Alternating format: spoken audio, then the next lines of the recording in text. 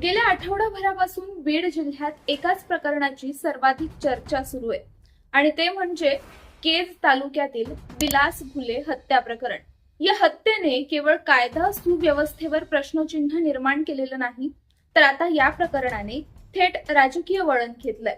कारण या प्रकरणात बीडचे खासदार बजरंग सोनवणे यांचे पुत्र सौरभ सोनवणे यांचं नाव फिर्यादीच्या पुरवणी जबाबात आल्याचा दावा करण्यात आलाय।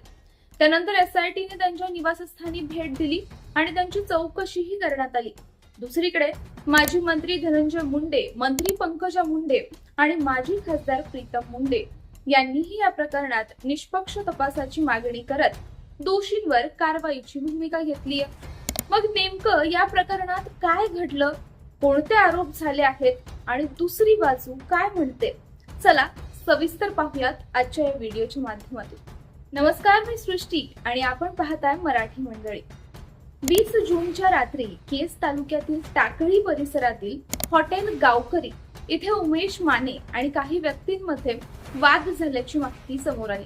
या वादात मारहाण सुरू असताना हॉटेलचे मालक विलास घुले मध्यस्थी करण्यासाठी गेले। त्याच वेळी त्यांच्यावर चाकूने हल्ला झाल्याचा आरोप आहे। उपचारादरम्यान त्यांचा मृत्यू झाला। या घटनेनंतर पोलिसांनी 9 आरोपींविरुद्ध खुनाचा गुन्हा दाखल केला।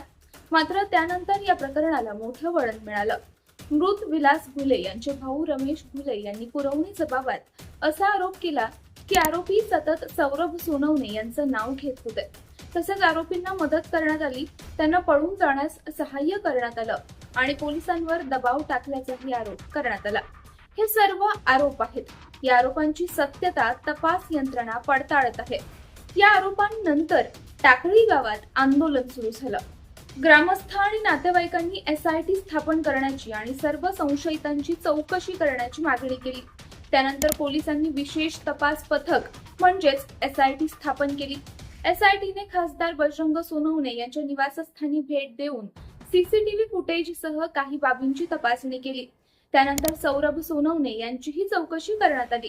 दरम्यान धनंजय मुंडे यांनी या प्रकरणात आक्रमक भूमिका घेतली आहे। टाकळी गावात पीडित कुटुंबाची भेट घेत त्यांनी असा प्रश्न उपस्थित केला की 9 आरोपींना अटक झाली, पण एका संशयितावर अद्याप कारवाई का झालेली नाही।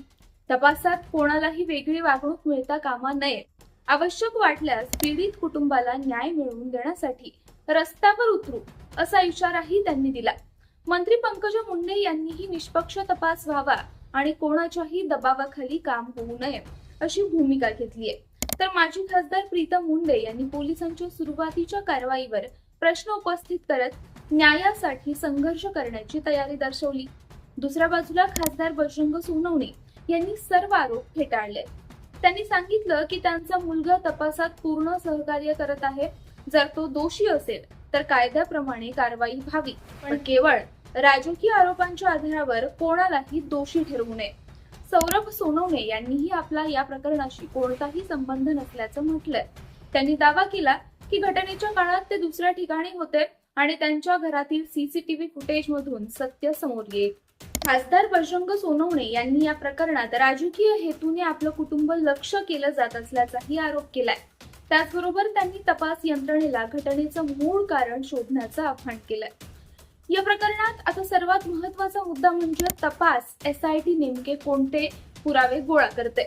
पुरवणी जबाबातील आरोपांना पुरावे मिळतात का की आरोप टिकत नाहीत? या सर्व प्रश्नांची उत्तरं तपास पूर्ण झाल्यानंतरच स्पष्ट होतील।